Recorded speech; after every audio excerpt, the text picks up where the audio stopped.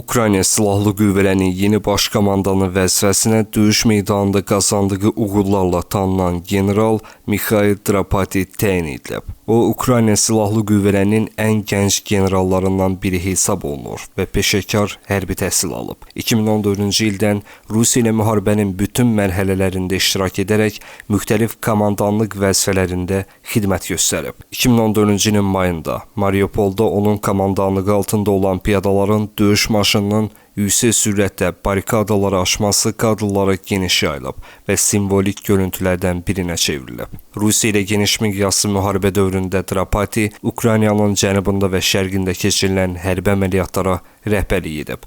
Daha sonra Silahlı Qüvvələrin baş komandanının müavini təyin olunub. O, 2024-cü ildə Ukrayna quru qoşunlarının komandanı olub. 2025-ci ildə Rusiyanın 239-cu poligona indirdiyi zərbə nəticəsində Ukraynalı hərbiçilərin həlak olmasından sonra istefa ərizəsi təqdim edib.